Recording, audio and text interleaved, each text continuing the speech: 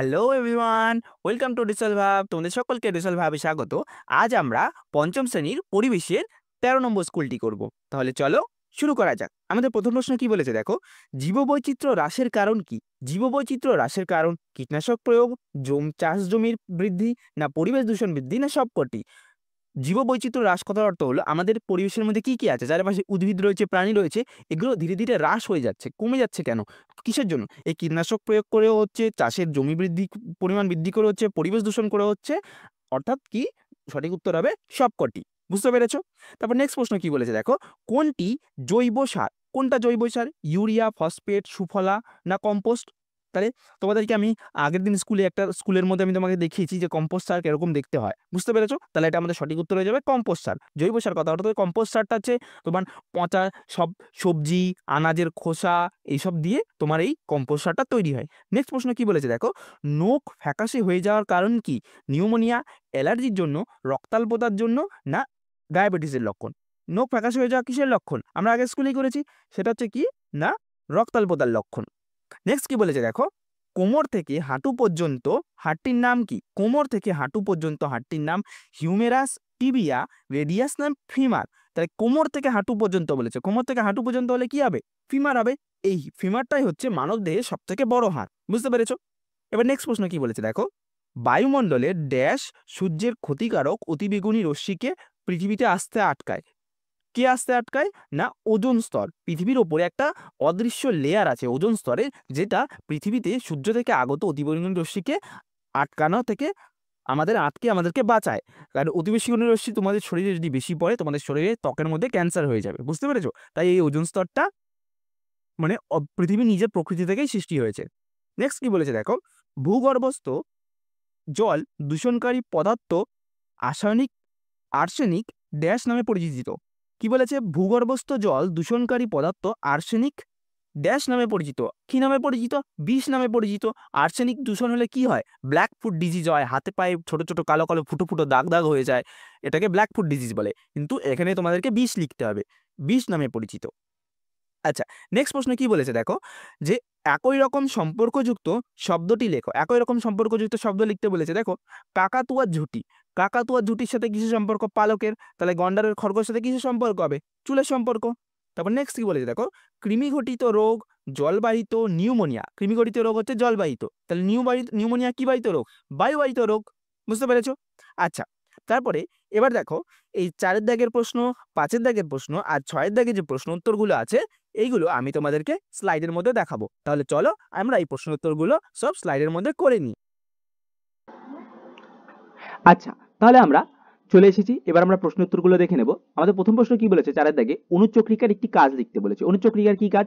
অনুচক্রিকার কাজ হচ্ছে রক্ত জমাট বাঁধাতে সাহায্য করে এবং ক্ষতস্থান থেকে কি করে না ক্ষতস্থান থেকে অতিরিক্ত রক্তপাত রোধ করে। বুঝতে পেরেছো অনুচক্রিকার কাজ কি? তাহলে রক্ত জমাট বাঁধতে সাহায্য করে এবং ক্ষতস্থানে অতিরিক্ত রক্তপাত বন্ধ করে। তাহলে আমরা একবার দেখে নিই। এই যে এই রেড কালারের যেগুলো দেখছো না, এগুলো হচ্ছে লোহিত রক্তকণিকা। ওকে, এগুলো লোহিত রক্তকণিকা। আর এই যে এইটা দেখতে পাচ্ছ হোয়াইট কালারের,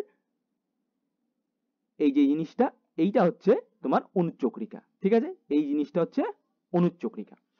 এবার তারপর দেখো কি বলেছে, স্টেথোস্কোপ আবিষ্কার করে রেনেলিক। এর পুরো নাম কি? এর পুরো নাম হচ্ছে রেনে থিওফিলি হাইসিনেথ হাইসিনেথ লিনেক। ওকে, এটা ইংরেজি নামে আমি লিখিয়ে দিয়েছি। ঠিক আছে, নেক্সট কি বলেছে দেখো, যে মানবদেহের ক্ষুদ্রতম আর বৃহত্তম হাড়। মানবদেহের ক্ষুদ্রতম হাড় কি? মানবদেহের ক্ষুদ্রতম হাড় হচ্ছে স্টেপিস, যা কোথায় অবস্থিত? যা মধ্যকর্ণে অর্থাৎ কানের মধ্যে অবস্থিত। আর কি বলেছে, আর একটা বৃহত্তম হাড়, সেটা হচ্ছে কি? সেটা হচ্ছে ফিমার, যা কোথায় অবস্থিত? উরু অর্থাৎ থাইয়ের মধ্যে অবস্থিত। কোমর থেকে হাঁটু পর্যন্ত হাড়টাকে বলা হয় ফিমার হাড়। ঠিক আছে, একবার দেখে নাও যে এই যে কানের মধ্যে এইটা হচ্ছে স্টেপিস বোন। এই যে এই অংশটা দেখছো, এইটা হচ্ছে স্টেপিস বোন। বুঝতে পারছো? কানের সব থেকে ছোট হাড়। তারপর নেক্সট কি বলেছে দেখো, এই যে ফিমারটা হচ্ছে, এইটা হচ্ছে ফিমার। বুঝলা? এই যে এই থাই থেকে এই যে নিচের দিকে নেমে গেছে, এইটা হচ্ছে হাঁটু অবধি, এইটা হচ্ছে, এইটাকে বলে ফিমার। বুঝতে পেরেছো? এই যে এই জিনিসটা, এই পায়ের হাড়টা আর এই পায়ের হাড়টা। ওকে, নেক্সট কি বলেছে দেখো, ডিওটি এর পুরো নাম লিখতে বলেছে। ডিওটি এর পুরো নাম হচ্ছে ডিরেক্টলি অবজার্ভড ট্রিটমেন্ট। ওকে, এটা থেরাপিটা হবে না, ডিরেক্টলি অবজার্ভ ট্রিটমেন্ট। ওকে, ডিওটির পুরো নাম হচ্ছে ডিরেক্টলি অবজার্ভ ট্রিটমেন্ট। ওকে, সরাসরি পর্যবেক্ষণ চিকিৎসা। বাংলা হচ্ছে সরাসরি পর্যবেক্ষণ চিকিৎসা। নেক্সট কি বলেছে দেখো, যে ছকটা পূরণ করতে বলেছে, একটা ছক দিয়েছিল যেখানে উদ্ভিদের নাম দেওয়া ছিল সর্পগন্ধা। সর্পগন্ধা কি করে? উচ্চ রক্তচাপ কমায়, উদ্বেগ কমায় এবং অনিদ্রার উপশম করে। আচ্ছা, আর কি বলেছে? আরেকটা ছিল ডায়াবেটিস মধুমেহ রোগ নিরাময়। এটা কি করে? এটা হচ্ছে নয়নতারা করে। নেক্সট কি বলেছে দেখো, নেক্সট বলেছে যে নিচের প্রশ্নগুলোর উত্তর দিতে বলেছে। দেখো, যক্ষা রোগের বৈশিষ্ট্য কি কি, এর চিকিৎসা কিভাবে করাতে হয়।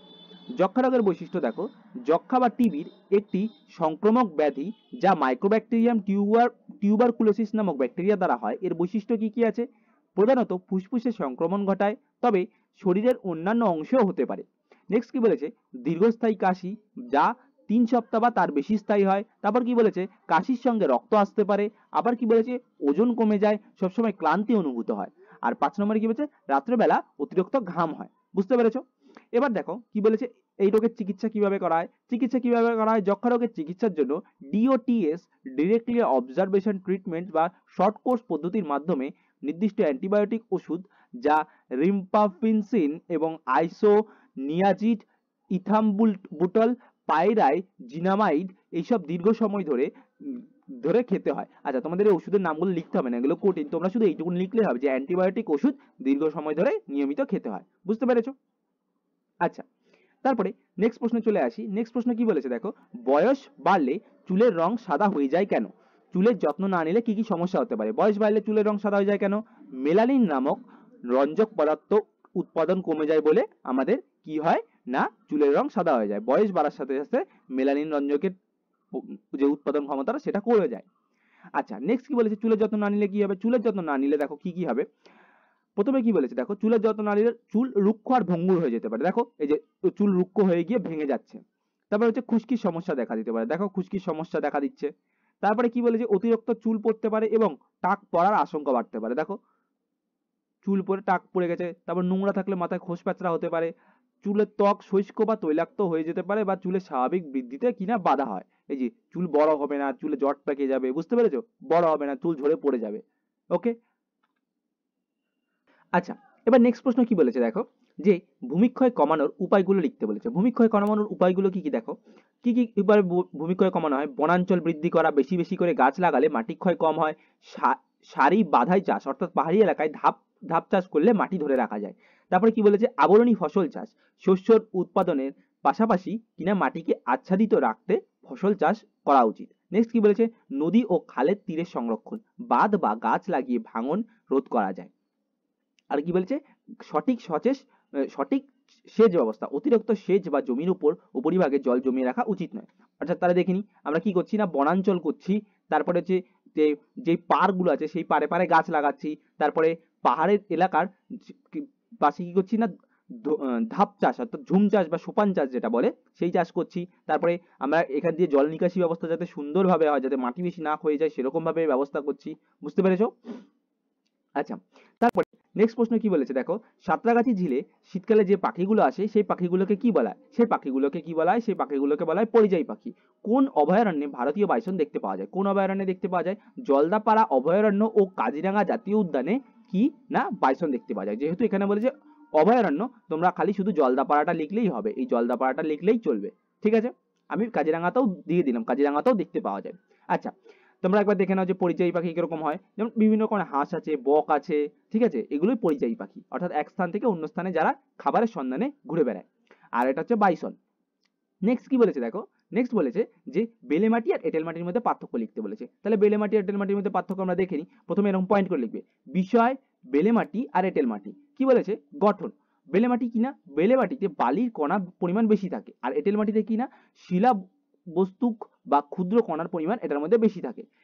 আর এটার কাঠিন্যতা কি না, বেলে মাটি তুলনামূলকভাবে নরম আর শিথিল, আর এঁটেল মাটি কি তুলনামূলকভাবে কঠিন এবং সংকুচিত হয়, অর্থাৎ ছোট হয়ে যায়। তুমি চাপ দেওয়া এঁটেল মাটিকে দেওয়া ছোট হয়ে যাবে, কিন্তু বেলে মাটি ছোট হবে না। আচ্ছা, জল ধারণ ক্ষমতা কি বলেছে? বেলে মাটির দ্রুত জল শোষণ করে এবং দ্রুত বের হয়। অর্থাৎ তুমি একটা বেলে মাটির মধ্যে কি, অর্থাৎ বালি জাতীয় মাটির মধ্যে তুমি জল ঢালবা, কি হবে? সঙ্গে সঙ্গে জলটা কি হবে? শুষে নিয়ে মানে চলে যাবে, ভেতরে চলে যাবে, আবার শুকিয়ে যাবে। আর এঁটেল মাটি কি হবে? এঁটেল মাটির জল ধারণ ক্ষমতা বেশি, এটাতে জল কি হবে? ধীরে ধীরে হবে, এই জন্য এটা কর্দমাক্ত হয়ে যায়। বুঝতে পেরেছো? আচ্ছা, তাহলে আজকে তোমাদের এই পর্যন্তই, আবার দেখা হবে নেক্সট ভিডিওতে।